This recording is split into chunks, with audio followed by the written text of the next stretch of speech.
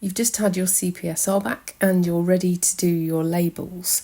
If you're doing a cosmetic product such as a body butter or a lotion or something like that, then it's as simple as going through your CPSR and listing all of your ingredients in percentage order from the most to least.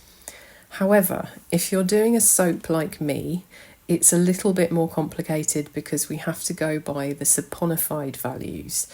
So, if you look on your assessment, you will see that where you've used things like shea butter or coconut oil, instead of the normal INCI name that you'd have on a label for a scrub or another cosmetic product, you will have names like this: sodium cocoate, sodium shea butterate, etc. These are the saponified INCI names for those butters and oils. So what we need to do to compile our label is get all of our oils and list them in order and put them in a little table like this just for now and use their saponified names. And we're taking the amount that we used in our original recipe. So for instance, if to make the soap, you melted down 400 grams of coconut oil, 300 grams of shea butter, 300 grams of olive oil, and 150 grams of mango butter, then add that here. This is a made-up formula, so please don't copy it because it won't work. Obviously, I'm protecting my own formula from products I sell, but this will give you a good example of what to do anyway, so just bear that in mind. So once you've got all of those in your little table, then we need to calculate the glycerin. Now, glycerin is a byproduct of making soap. It's not something that you add into your recipe, it's something that's created during the process. And having spoken to my assessor, they say that it's calculated at 77% of the lye amount. So say you put 230 grams of lye, we need to calculate 77% of that. So over somewhere else in your table, you can pop in the 230 and then let's do a calculation. So we can do 230 times by 0.77. So you're making the percentage a decimal so that you can multiply it. And then click enter, and that gives us 177.1, and we can enter that in here. And that basically means that there's 177.1 grams of glycerin in your finished soap. We need to do the same thing for water. Now, you did add water to your recipe, but we're not using the amount that you added because a lot of it would have been evaporated off in the process. So again, having asked the assessor, this is calculated at 12.5% to be on the safe side of the total oils. So we need to calculate the total of the oils. So again, we can just go over in this random space and do this. So we can go equals sum, bracket, highlight all of those, close bracket, enter, and that gives us this number. And then again, we need to do our little calculation like we did there. So we'll go 1150 multiplied by 0.125, which is the decimal version of your percent there. Click enter. Remember to put the equals at the beginning or it won't do anything. Then click enter and we get 143.75. And we put that in that box. And then fill in all of your extras. So if you've got kaolin, sugar, mica, and your fragrance oil, all of those values. And this is for the full soap loaf, okay? So this is all our gram amounts. So now we need to turn them into percentages and then we'll be able to put them all in order. Although you can do it in grams if you want, but it's good to have the percentages because you will need them for the portal. So that's what we're going to do now. So to work out the percentage, you can either use my handy percentage calculator that's available on my website, or you can do it like this. You do equals the gram amount divide by, which is a /, the total amount in the batch, multiplied, which is the star sign, by 100, and then click enter. And then that'll give you a percentage. So that's equals the gram amount, divide by total batch, multiplied by 100. And we'll just continue this all the way down. Okay, so if you've not already got these in percentage order, then you can now jiggle that around so that they are. So highest percentage is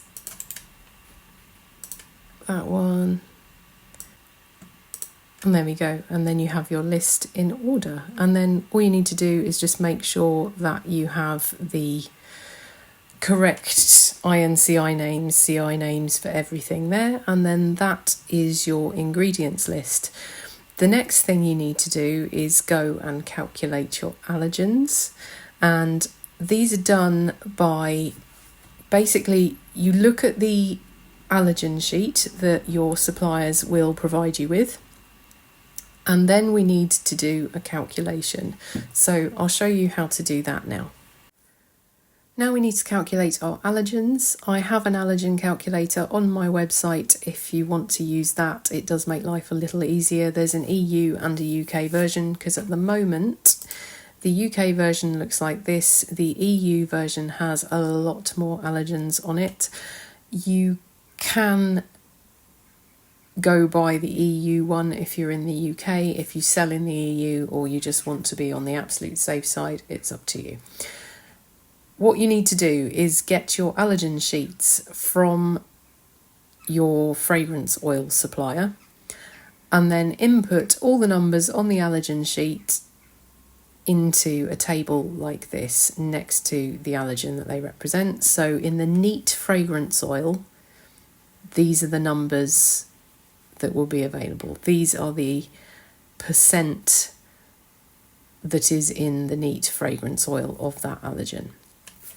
So in this table, what I've done is I have a box here for your formula usage rate. This is the amount that you have in your formulation. So for soap, I'm using 3%. You need to check the IFRA document for the allowed usage rate. If it's less than 3%, then you need to use less. If it's more, you still need to use 3% because 3% is the max in the UK that we can use. So I'm going to enter 3 in here, press enter, and then what it does is it calculates here the percent that's present in my finished product based on that usage rate.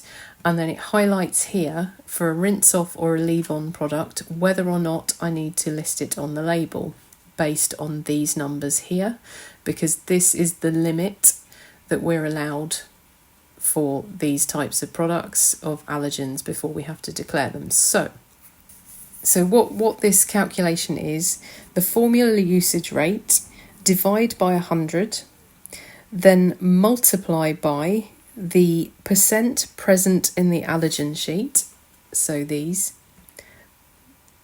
divide by 100, and then you multiply by 100. Now, I do have this calculation plugged in to this form. You can find it online if you just Google allergen percent calculation.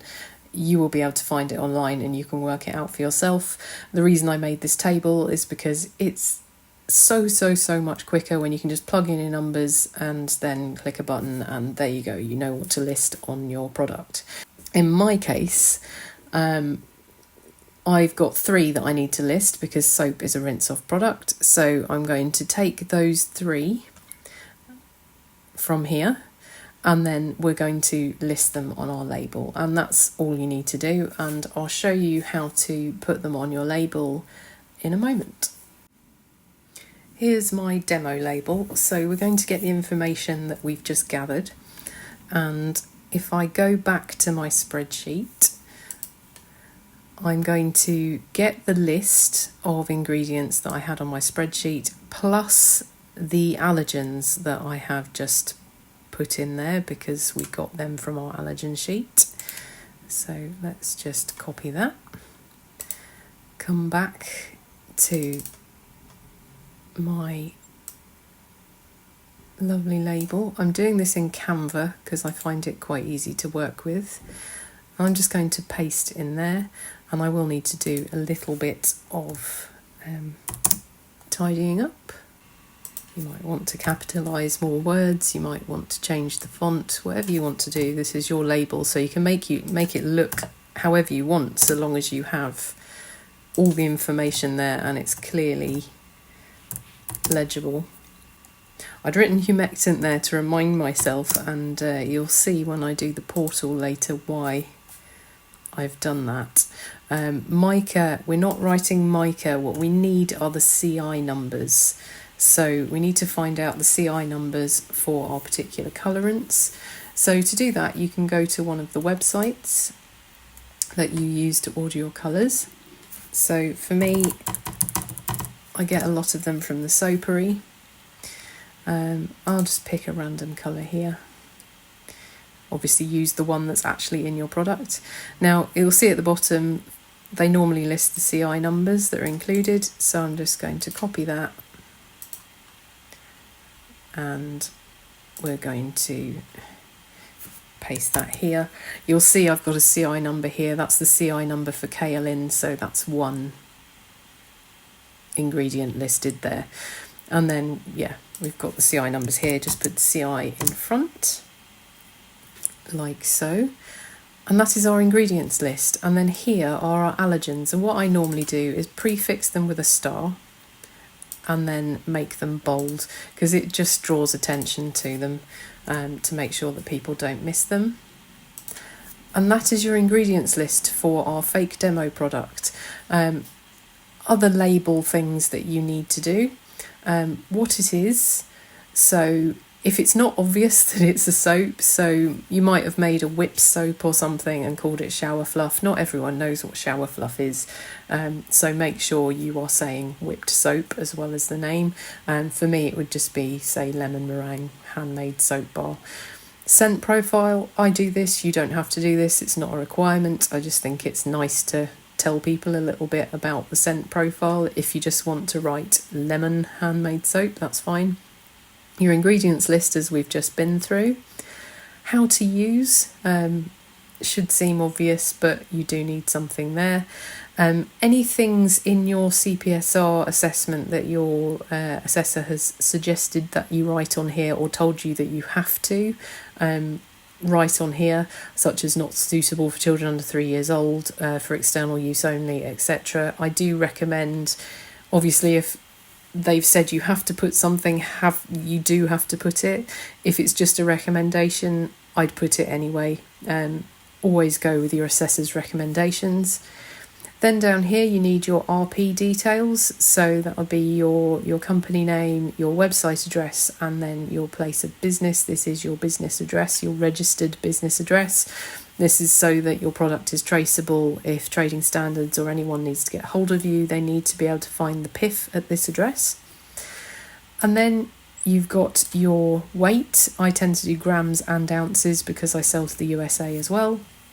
And we all have different units of measure. Net weight, the E is basically for approximate, estimated. You don't want this to be any less than your bar is. So you want the minimum weight that the customer would receive. It can be more, but it can't be less. Then your batch number. So I get this from my batch sheet, which I've shown you.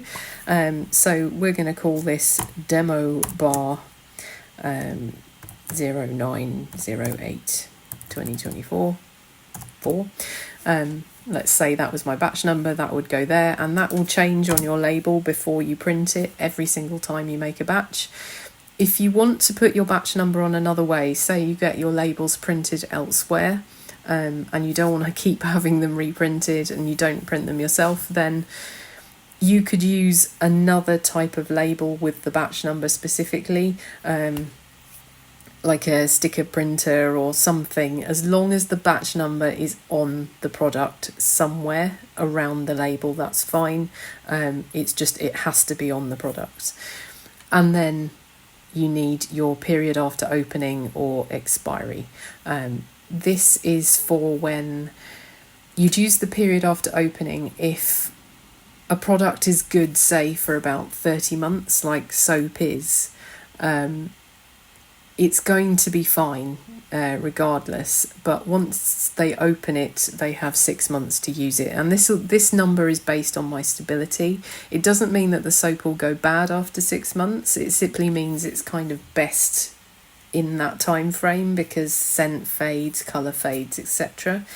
If your product does have a proper expiry, then you can use the hourglass and an expiry date instead. It depends on the type of product. Your assessor will be able to help you with that based on your stability testing. And that is basically the label. This is obviously a reverse label for my products. I will show you the front labels that I have done now, but you can have both, or you can have it as one and the same. Really design it however you want, so long as it has this key information on it, then you're compliant. These labels were actually from a manufacturer who has now ceased trading, so I will be looking for somewhere else to do similar, but you can find loads of people on Etsy that will do your labels how you like, or if you're not using specific materials and can print them yourself, it's much cheaper to print them yourself anyway. Avery are a really good place to get labels. You can buy loads of different types of labels from Avery and loads of different types of sizes, and they even have a design function on their website where you can put your design and then print them off. Let's do that now so I can show you how it works. Now we're going to print some labels just as a demo. So I tend to go to Avery because I do these myself for the reverse, just because it's easier to change batch numbers and it's quite cost effective if you need to change anything at all than getting loads printed out in minimum orders. But Avery will print for you as well. You can buy the blank labels here. I'm just using some clear ones. And then we just want to go to design and templates, and I think that you can do this on online labels as well. I don't even know if they're the same company, probably not. Anyway, so we need to go here. I'm just going to get to it by that. I'm not sure if that's the right one or not, and no, it wasn't. So we'll go down here and we'll search for shape, and then we want square, which is there, and then I believe I've gone for those, so we'll pick that, and then you can add text if you want, but we want to add our label image, so go to image, add image, browse for file, go to my product launch, and then we'll find the label, and there it was. And then just resize it to fit your label like that, being careful of margins as it likes to point out to you. Now I had edit all selected, so it's done all of them. If you click on edit one, then it'll just edit the one that you select. But I'm happy with that, so I'm going to preview and print. It gives you the preview of what the sheet will look like. Print now. It does prompt you to save it. If you want to save it for future, then you can do that, but I tend to not because they change each time with a batch number. Open the PDF. And then what we want to do is print it.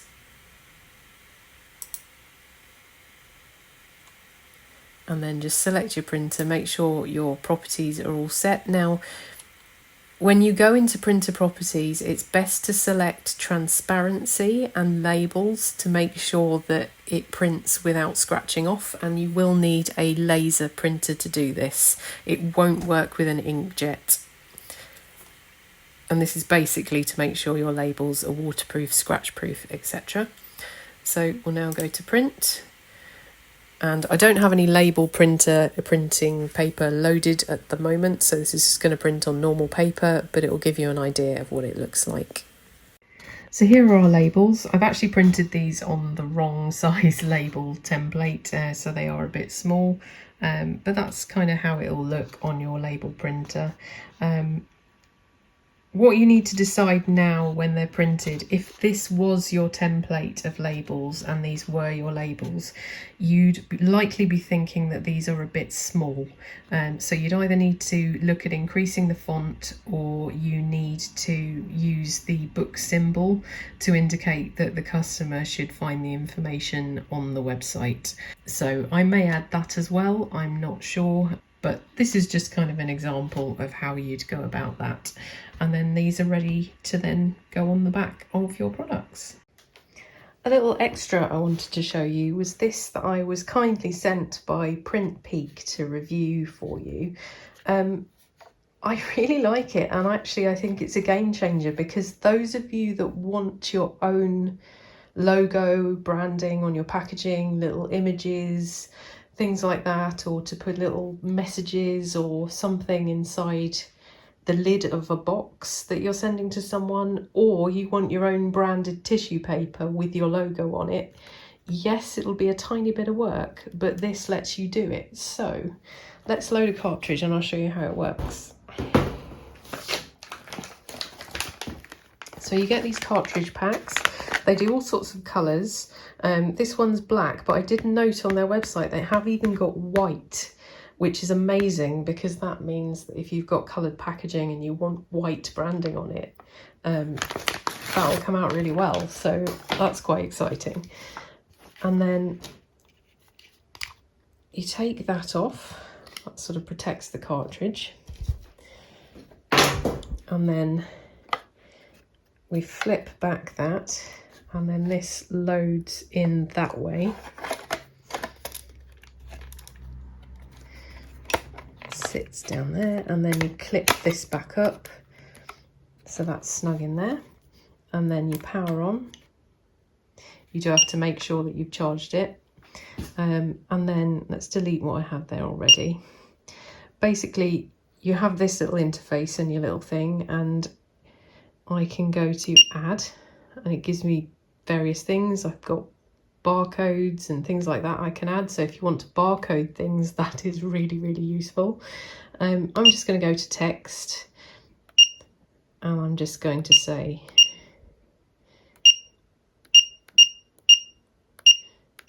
thank you. There may be a way to turn off that sound. I haven't looked into that yet, but at least you know that you've entered something. And then you can change the size by going to here, and you can make it smaller or bigger. I'm going to leave it like that because it's within the printable area. You can go longer because it will just continuously print in a long line until it finishes your sentence. It's just you can't go any higher. But this is fine for the kind of thing we're going to be using it for. So then to print, I'm just going to OK that, and you can like position it where you want. And then to actually print it, you tap that button to initialize it just once, and you'll see it says waiting. And then when you're ready to print, press it again, put it on the paper and scroll across. And you've got a perfectly printed item. Lining it up takes some practice and sort of knowing where to put the printer in order to get the wording where you want it to be. But you just have to kind of line it up with the printer edge so that it goes there. You have to be smooth. You've got these rollers to help guide you. And don't do it too fast, because otherwise it moves way too fast. Now, the thing I like about this, and the reason I thought about custom tissue paper and stuff, is because you can add a USB. So let's go back, and we'll just pop that in the top there. And then if I go to delete that and go to File and then USB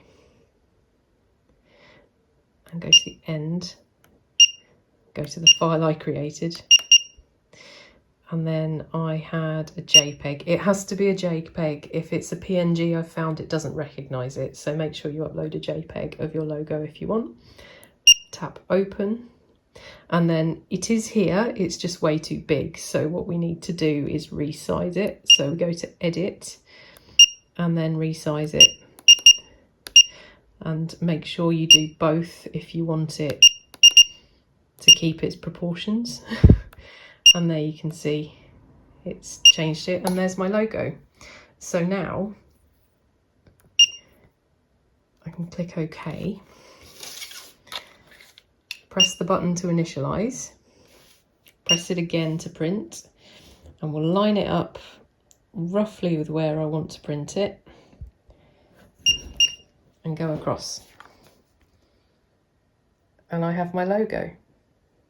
Now, if you wanted to do tissue paper, you could basically, if I go back, you could basically add your logo again and again and again and again and again and keep going, and then just scroll across however you want, diagonally or just ad hoc, and then you've got your own branded tissue paper. It prints on all sorts of surfaces as well, so I'm not going to do my table, but it would print on my table. It would print on glass, it prints on plastic. They do say you can print on bottles and containers. This is a bit of an odd shape and it's a bit hard to handle to do that, so if I manage to do it, I'll let you know. But they do have an even smaller one that they say possibly could, so you try that. And it also prints on wood, so I'm thinking right now what I'm going to do is try and print on one of my soap molds. So here is my soap mold. I have my logo, so let's check out and see if it prints out on wood okay.